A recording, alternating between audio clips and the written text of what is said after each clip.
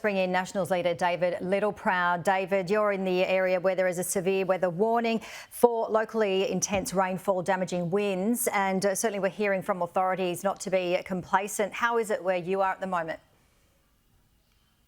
Yeah, look, the winds are definitely picking up. We haven't had any real rain, but obviously watching the radar, you can see it's on its way. It's through the Gold Coast, hitting Brisbane. We're probably another 160 kilometres west of there. So obviously we're watching and worried about how much rain it'll dump. I think obviously the winds are not to the extent that we were first worried about, which is great, but obviously now it's all about the flooding and how much we actually get, particularly in places like the Lockyer Valley, and then across up on the Downs and then into the Granite Belt. But if it keeps going west, I can tell you it'll be very much welcomed. It's starting to get dry out here. So out of this disaster, there are silver linings, but we're just watching it and we're not out of the woods yet, obviously. And you mentioned the Lockyer Valley, the food bowl as we know it. We're looking at some of the falls forecast by the Bureau. Tomorrow, for example, there could be up to 150 millimetres. Of course, if there's a storm, we could get some heavier downpours in a short space of time. So what could potentially be the impact if we do see really heavy rain across the Lockyer Valley?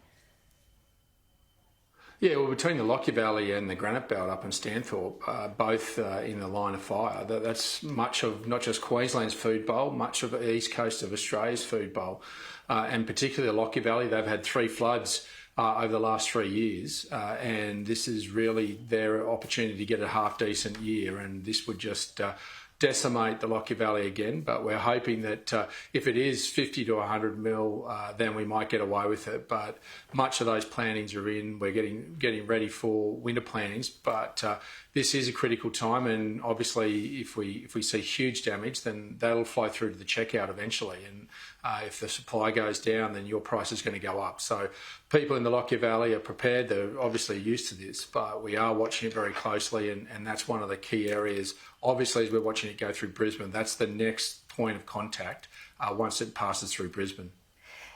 Obviously, we've had some time to prepare for this. The Port of Brisbane shut about a week ago. There was certainly a lot of interruptions, but a lot of contingency plans taking place for imports and exports there. But certainly over the next few days, we're looking at the rainfall. Of course, ex-tropical cyclone Alfred has been delayed. We're looking at some more heavy rainfall. So what kind of an impact are you looking at in terms of the Port of Brisbane?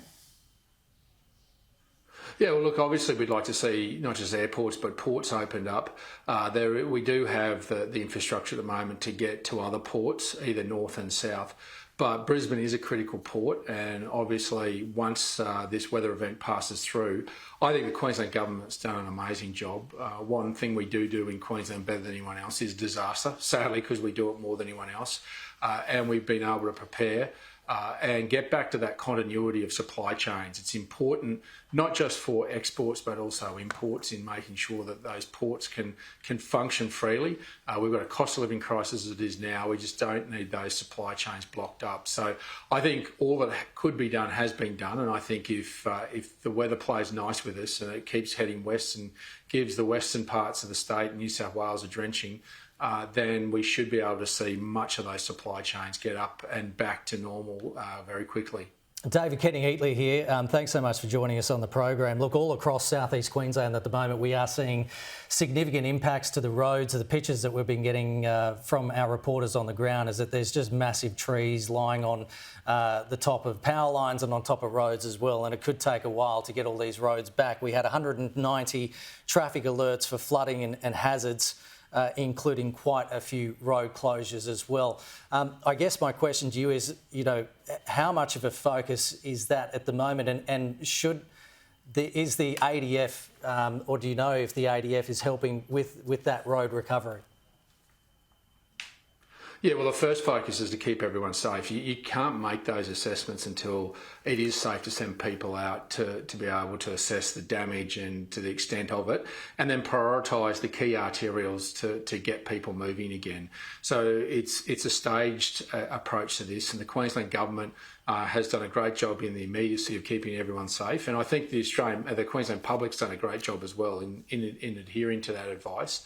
It's important we allow those assessments to take place, and then once they're undertaken between the SES and Queensland agencies, if there there is a need for ADF personnel, then that's the protocol for that is for the Queensland government to simply ask the federal government, and they're approved, whether that be boots on the ground or whether that be actual equipment.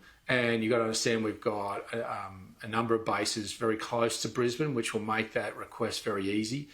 But that'll be something the Queensland government will have to work through as soon as it's safe to let people, to their assessors, to go out and to make those assessments. And that's what we do very well, is be able to stick to those processes because it keeps people safe.